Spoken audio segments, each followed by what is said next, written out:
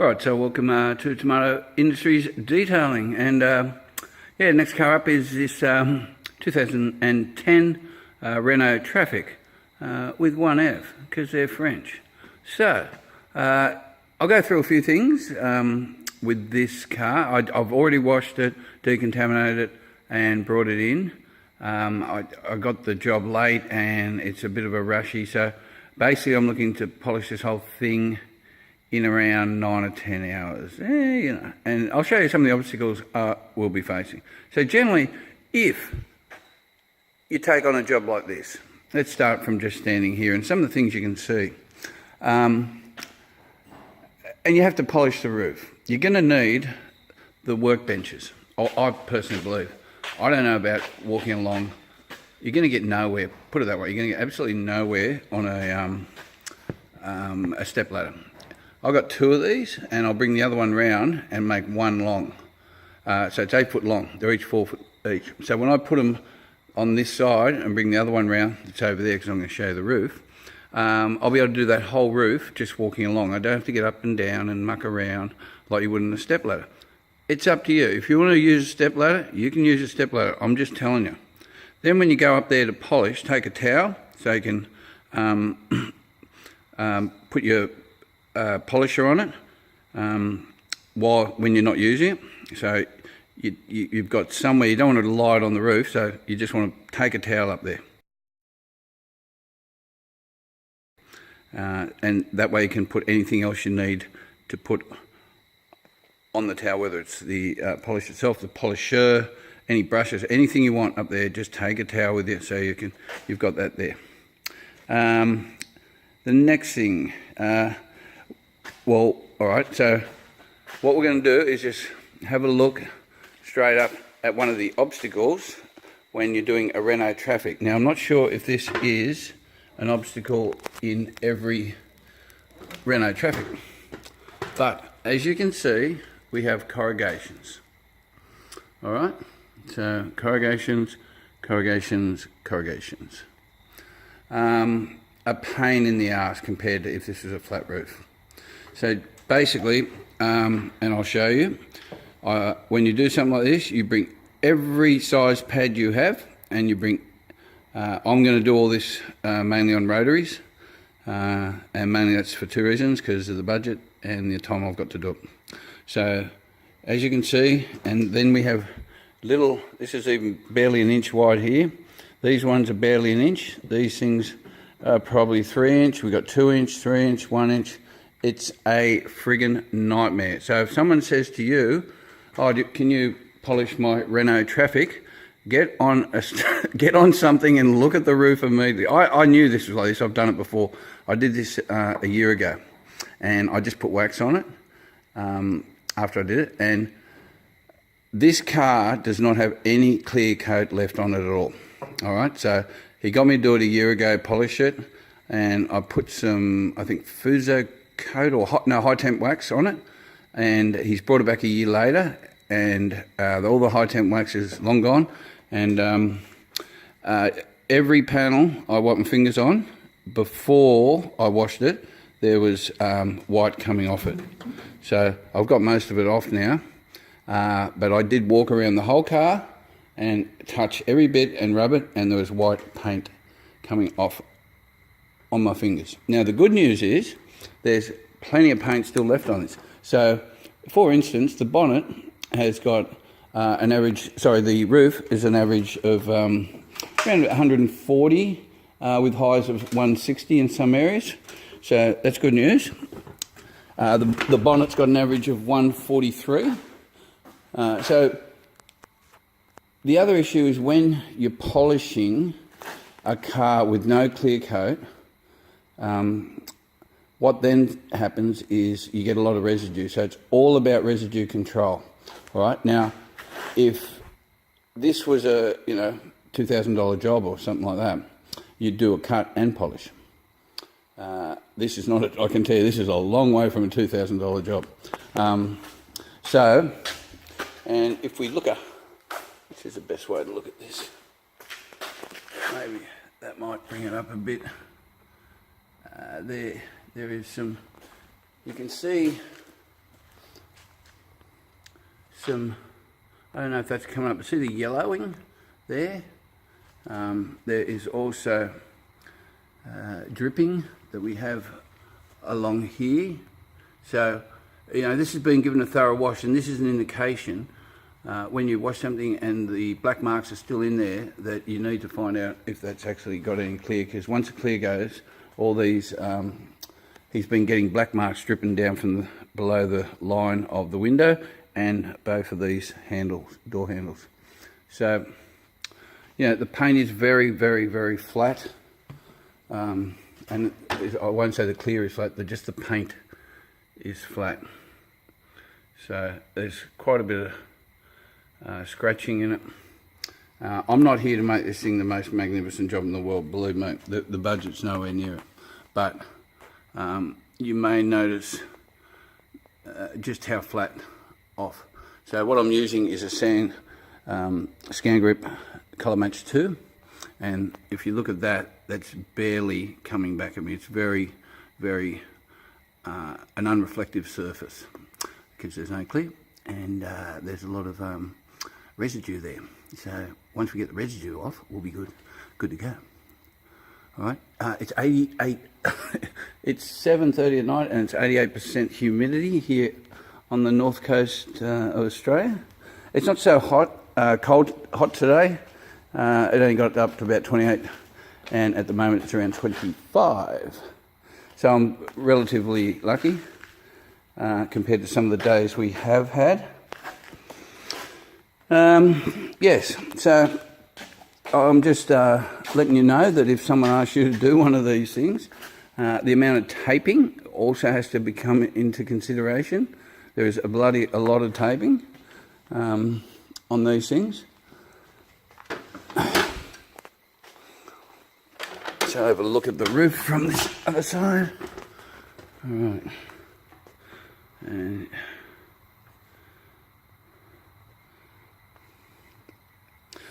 when I wash this, I put a little bit of degreaser in the old wash mix, and yeah, it's done a good job getting all that white, the very top of the residue out. But I can see just standing here, I'm not sure if you can notice it, but just here you can just see how flat the paint is through that area there.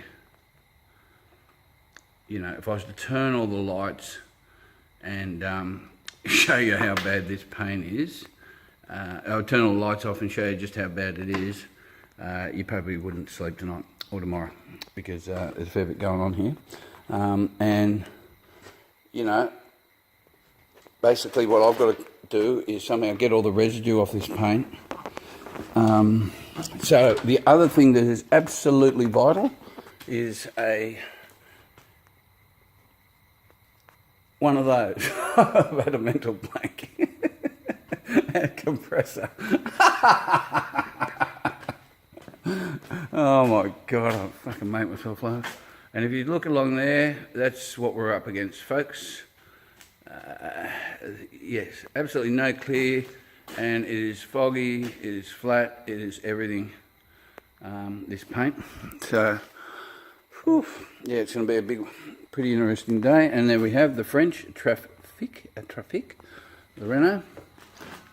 This back here, it's even, the car's even sweating a bit, it's so bloody humid. So, an air compressor must blow. So basically when you, or when I use any of the, I've got two types of pads I'm going to use, and both are well known for holding some residue. So we have the Maguire's soft buffs. These things are very good when you have a lot of residue coming off. And of course the old microfiber is another one. So you can see I have a range of different size backing plates. I'm going to use Maguire's 205 with the microfibers and the soft buffs. So I've got the 3 inches here, and I've also got the smaller ones. Now the thing is, it's not real, I'm not real confident with these ones, mainly because there's too much residue comes off, And this, especially something like this, will only do a couple of inches, 3 or 4 inches, and you'll have to blow it out. So what I've done is basically brought these and hoping they'll hold more residue. I'm hoping these things will hold enough too. But once you get to the smaller ones, they're all fine on clear coat, but once you've got no clear coat and there's a lot of residue coming off, they clog up way too quick. Got a whole lot of polishes here, so I've got the Flex VOG, I've got the Flex 14-2, which is I'm going to be using. Down the bottom there's a Zen tool and a mini Zen tool. Due to the amount of whenever I polish, of course, we bring some nice headphones. These are wireless noise cancelling headphones. I have some food and drinks. So when I'll polish, if I'll prime the pad, then I will do a my passes. I'll give her a wipe down, IPO wipe down, have a look. If I'm happy with it, I will then blow the pad out, reapply polish, and go again. And that's just what you got to do. I might be able to get 2 passes out of the bigger pads, but as the pads sizes go down, yeah, I'm not that confident. So yeah, we're going to have to wait and see how that rolls.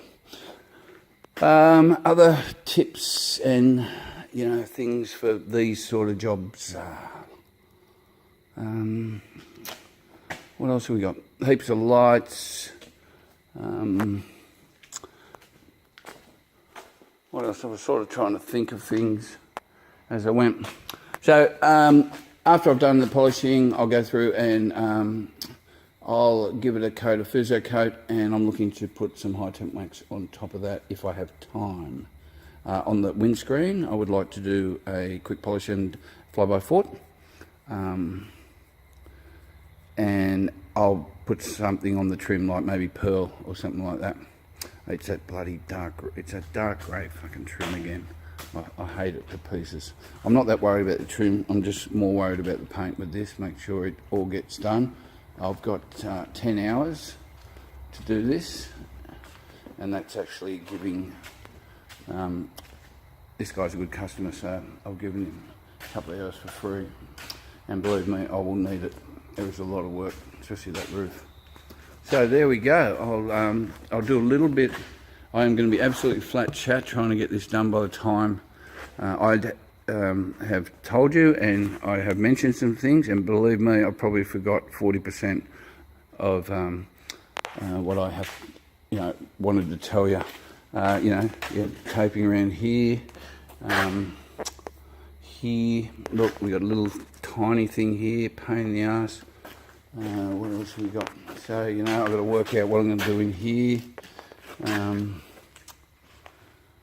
These ones here, much smaller, pain in the ass. We got our 3 inches up there.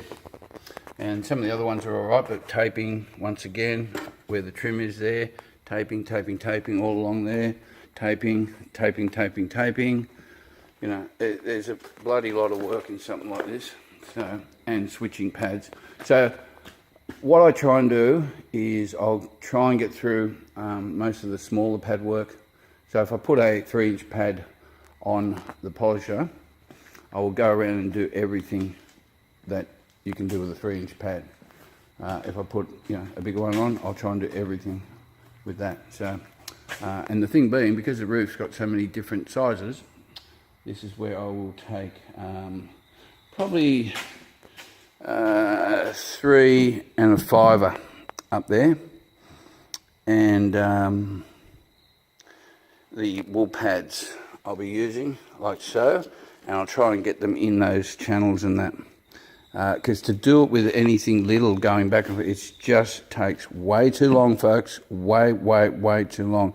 Rotary with the wool pad, get it in the channels like that when you're up there. I'll show you what I mean. It can be done.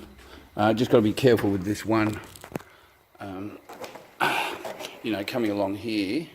But these sort of areas can all be done with the 3-inch, and get him on the side, get him on the angle, 3-inch. I'll get it 3-inch on the side for the edges.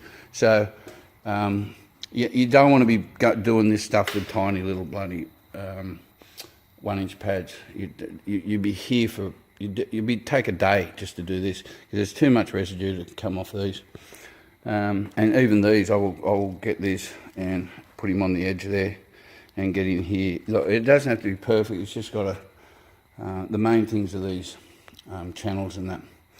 So yeah, that's what will happen there, and then I'll come down, maybe, you know, use the 3-incher on these areas also here and across the top there. And probably, you know, as I said, these areas here, 3 inches, 3-inch down there. So I'll go right around here with the 3-incher, cut in. So, you know, there's a bit of cutting in to do, so I can come along with the bigger pads and rip right into it. Okay. All right, so that's how it's going to roll, and I'm going to rip in. I'll set up my other camera. I'll do some video of me working, but I need to get on with this, and I hope you're having a good night. Just to show you, it is dark. I'm in my overtime suit clothing, and as you can see, it is dark as anything. It has been drizzling, and yeah, so I've already worked. I worked the last 2 nights. I worked the last 2 days. I worked all day today, and here I am tonight till about midnight, and then I'm back all day tomorrow, and then I'm working Sunday also. All right, catch you later.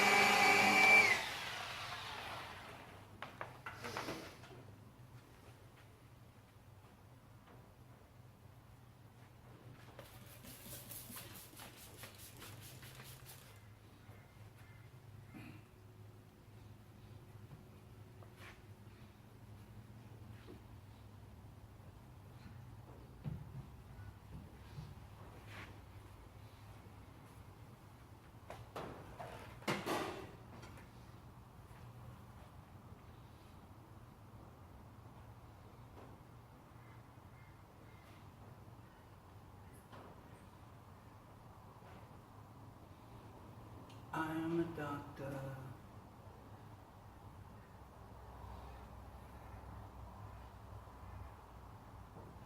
Oh, no.